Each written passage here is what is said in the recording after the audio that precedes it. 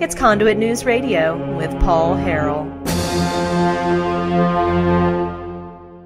Folks, it has recently come to light, I don't know if many of you know, but we have State Representative Dan Sullivan not going to be seeking re-election for his Senate District 53 seat. Instead, he's going to be seeking the Senate seat for that area and be challenging Senator John Cooper, from what it looks like, for that Senate seat, which to me is a long time coming. So it's got a lot of people wondering, okay, well, who's going to run for State Representative Dan Sullivan's current seat?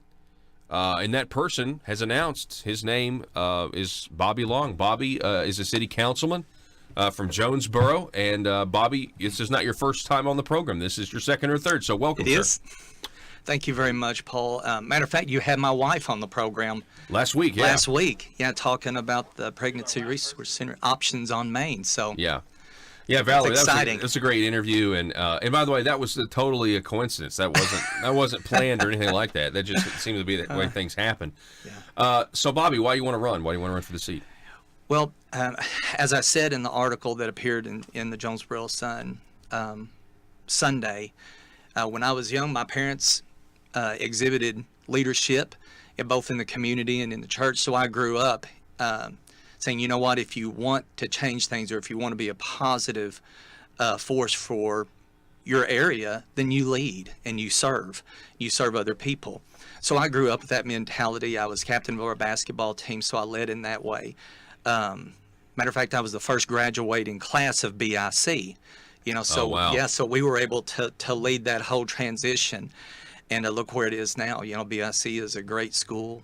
And but as I got older, I've always served in the churches. That no matter where we were, Birmingham, Alabama, Jackson, Tennessee, and now when we moved back to Jonesboro, when we had our twin boys.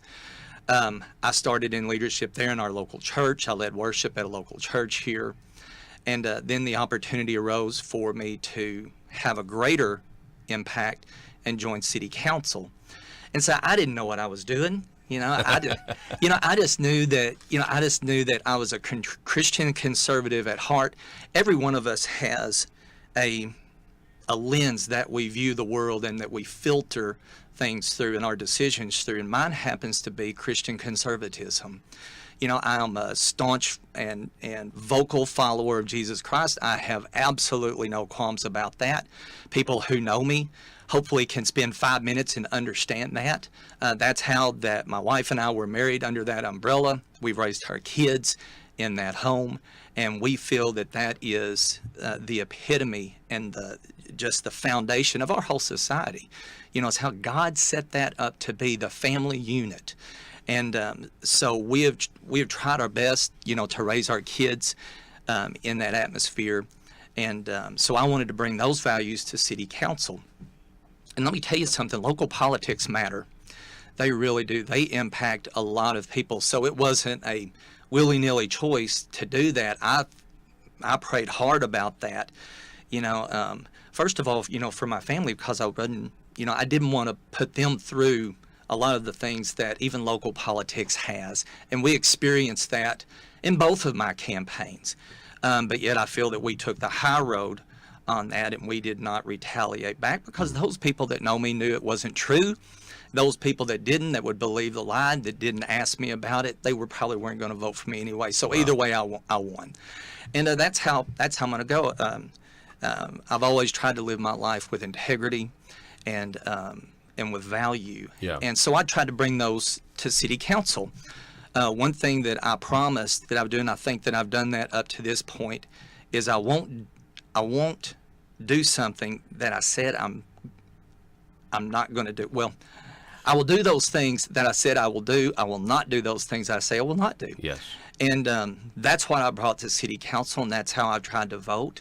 And I've been vocal. Sometimes I've been the only no vote, and I'm okay with that.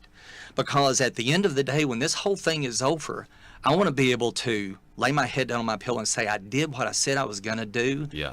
And That's how very I would do important. that. That's very important this day and age, because we've seen this time and time again where, that doesn't happen.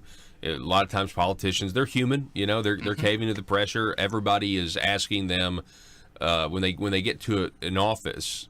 A lot of times they're getting bombarded with people asking them to do the thing that they told their voters that they wouldn't do, which is really an odd phenomenon, but that happens all the time.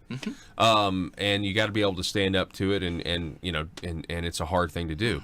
We're talking with Bobby Long. He's a city councilman from Jonesboro. He's announcing that he's running for District 53, which will be, the election will be in 2020. So Bobby, what's your views on government in terms of, are you a limited government guy? What are your philosophy there? My philosophy is those powers that were not expressly given to the federal government should remain with the states or at the local government. I feel that the closer you can get policy formation to the people that it actually impacts, the better off you're going to be. So the smaller government can be, the better off. I think you even have a statistic that even around our surrounding states, our cost per person to run our government is astronomical. It's close to $8,000 a person. $8,000 a person. Yeah. There's some around our states at around 6. Yeah, 4 or 5. Four or 5. You take Texas out, it's 5. You put Texas in, I think it's 4. Yeah, so I believe that there are efficiencies that we can create in government, not just consolidate, the number of departments, but when the size of government actually doesn't shrink, you just consolidate departments. That's not shrinking government. Shrinking government isn't raising your taxes and then taking back some of the tax, increases that you're going to say and call it a tax cut. Those aren't tax cuts. Yeah. So yes, I'm a limited government guy. I'm a small government guy. I think that the closer we can get policy formation to those people that it impact, the better off we're going to be. So let's talk about Second Amendment. I mean, this is an issue that's very important to a lot of people around here. So, what are your views on that? Oh yes, I think Arkansas, with the constitutional carry, is the way it needs to go. I tell you what, anytime, you have a right that's not given by man. You have a right that's given by God. If it was something that was given to me, it's not a right, it's a privilege. And that right to carry a firearm, is fundamental to who we are as a nation. And it's not for hunting or duck hunting or deer hunting. It's to provide a defense against an overreaching government. And when you deny people the right to that, I think that you're infringing on a constitutional right that is for all people. Yeah, no, I completely agree. And you specifically mentioned constitutional carry. I find that to be, that to me just shows you that you're up on the issues, because Arkansas is a constitutional carry state, and some people don't want to acknowledge it, but we are. Yeah, let me tell you something. It was refreshing. Yesterday, I went to the Patriots Saturday. The Patriots of Act 746, and I tell you what, that was the safest room in Paragould. Yeah. It was probably the safest room in Northeast Arkansas. I did not feel intimidated. I did not feel uncomfortable at all. And probably 99% of those people were carrying, and probably a large portion of them were carrying 2 weapons. Yeah. That's fantastic. Yeah, I'm glad you went to that meeting, because it was great. Yeah. Well, they certainly have been on the forefront, and they've been proven right about what the law actually says, and so that's really, really good. And obviously, I mean, we don't even really have to cover the life issue, but it is my number one issue, even though it's a low-hanging fruit. So, protection of life. Obviously, your wife works at Options on Main and Pregnancy Resource Center. She's the director there. But how do you look at the abortion issue today? Well, I think it's quite evident. I'm staunchly opposed to that. I'm a staunch supporter of the sanctity of life. I tell you, there's nothing more precious, than life. I believe life begins at conception. I believe that we are woven in the womb by God Himself, and I believe everyone has a destiny on their life given by God that they need to fulfill. And those people that would take that life, are trying to thwart that destiny that God has upon their life. People are of value, especially the rights of the unborn.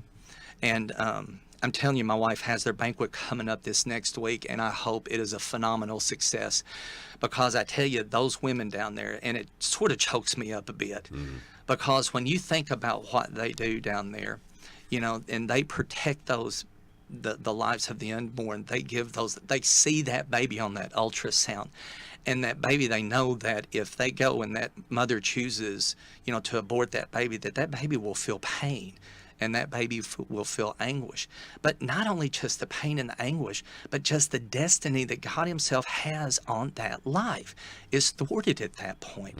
And so it's those ladies down there and the people that support Options on Main, I just give them a hand. And they are on the forefront of this battle of life and death.